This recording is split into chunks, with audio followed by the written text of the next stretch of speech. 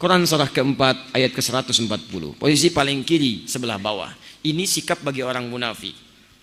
Cirinya kadang kalimat-kalimatnya bagus. Cirinya di Quran surah kedua ayat 204 sampai 207. Wa minan nasi may yu'jibuka qawluhu fil hayatid dunya wa yushhidullaha ala ma fi qalbihi wa huwa aladdul khisam. Di antara sementara orang ada yang kalau bicara kata-katanya begitu menarik. Retorikanya cantik.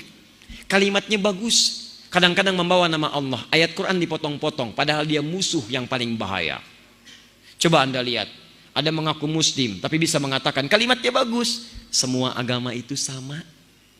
Menuju pada Tuhan yang sama. Cuman caranya beda-beda. Pernah dengar kalimat itu? Siapa yang mengucapkan? Tuh. Kalimatnya bagus. Seakan-akan menarik. Kata Quran. Padahal dia musuh yang paling nyata. Itu sudah jauh-jauh hari diperingatkan oleh Nabi. Anda buka hadis Muslim. Jilid yang pertama, halaman 111, bab yang keempat, hadis nomor 6, paling kiri sebelah atas di kitabnya. Rawinya sahabat Abu Hurairah radhiyallahu taala anhu. Kata Nabi, sayakunu fi akhir ummati dajjaluna kadzdzabun. Akan muncul di akhir-akhir umatku nanti para pendusta yang pintar-pintar. Ada dajjal, ada masih ad-dajjal. Kalau dajjal saja bukan makhluknya, tapi mengambil sifatnya. Di antara sifatnya pintar. Dajjal itu Dajjal itu pintar atau bodoh? Pernah lihat? Masya Allah. Dari mana tahu pintar? Bisa menipu orang. Kalau tidak pintar bagaimana bisa menipu? Kalau masih ad-dajjal makhluknya, kalau dajjal saja sifatnya, kata Nabi akan banyak orang pintar yang menipu. Dan nipunya bukan nipu biasa, bukan bisnis. Kalau bisnis dari jahiliyah sudah banyak. Yang ngurangin timbangan zaman jahiliyah sudah ada. Wailul lil mutaffifin, celaka orang-orang curang. Alladzina idza iktalu hum 'alan nasi yastawfun, yaitu kalau menimbang mereka kurangi. Jadi kalau masalah curang di bisnis zaman jahiliyah sudah ada.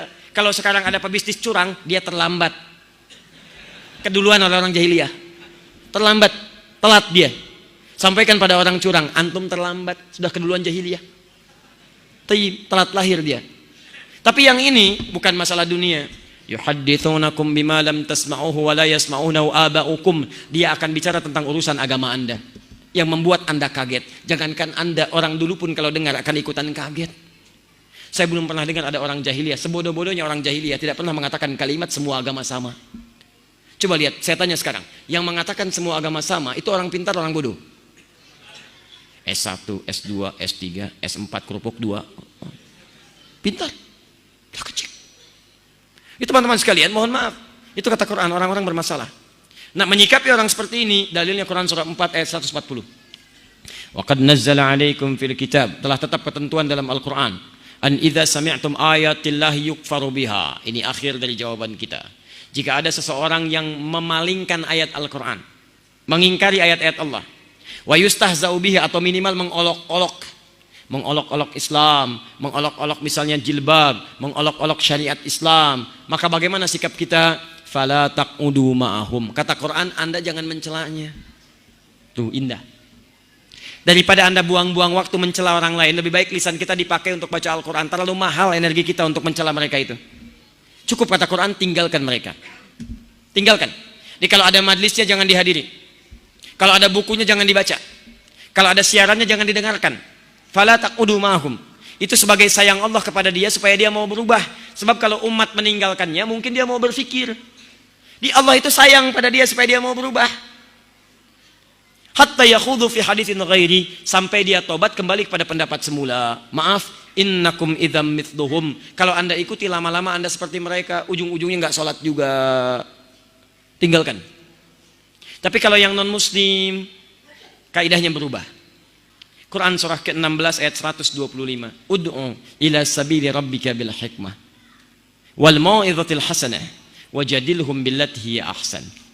Kalau ada non muslim mempersoalkan Islam karena mereka belum tahu tentang Islam, maka sampaikan dengan cara yang bijak. Ya, maaf jangan dicela karena dia belum tahu. Yang belum tahu itu diberitahu, bukan dicela, tunjukkan kebaikan. Pertama tunjukkan dengan akhlak dulu. Begitu dicela misalnya, waduh lewat teroris nih, lewat teroris, Masya Allah, besok kirim makanan. Assalamualaikum, wah awas ada teroris. Begitu datang, ada apa kemari? Kami mau kirim makanan. Kok kirim makanan? Kenapa? Bukan karena saya harus mengirim, tapi Allah perintahkan untuk berbagi. Masya Allah. Besoknya dia lewat, dia mencela, Anda senyum. Sampai hadir dalam benaknya, kok bisa ya? Ada orang yang katanya buruk tapi bersikap baik. Tiba-tiba dia ngajak diskusi Anda. Kenapa orang ini tidak baik? Pak, yang salah bukan Islamnya, yang salah orangnya. Kalau ada ajaran setiap tempat, sini jelek, sini jelek, sini jelek, yang salah ajarannya. Tapi kalau ada orang misalnya belajar, yang ini jadi baik, yang ini jadi salah. Yang salah bukan ajarannya, yang salah orang yang belajarnya. Saya waktu ada bom di Jalan Tamrin itu, bom Jalan Tamrin, saya datang ke Lampung. Langsung ada yang tanya, Ustadz, apakah bom di Jalan Tamrin termasuk jihad fisabilillah?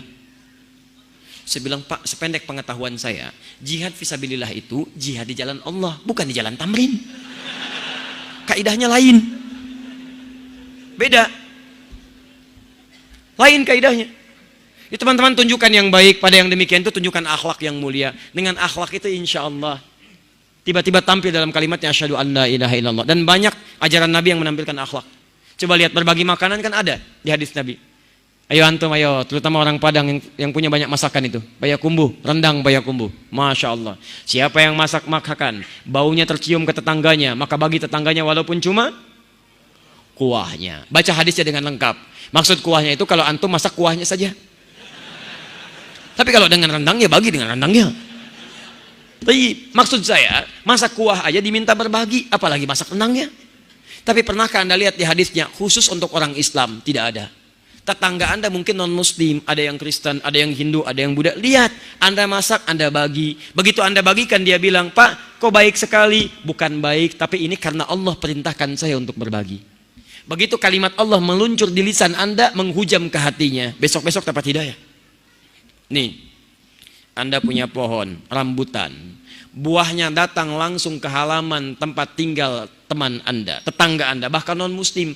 Maka rumus nabinya, sampaikan pada tetangga Anda sebelum dia memintanya. Jangan sampai minta, sampaikan, Pak, kalau rambutan saya nanti berbuah ke halaman Bapak, nggak usah minta izin, ambil saja langsung.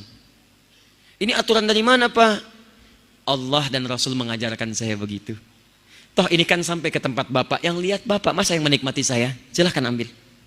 Ketika kalimat itu meluncur, keindahan akan tiba. Masya Allah. Dia pahami setiap ada buah, setiap ada yang datang ke tempat dia, itu bagian yang bisa dia miliki. Besoknya ayam Anda datang ke tempat dia. Masya Allah. Dia belum tahu kalau hukum ayam beda dengan buah.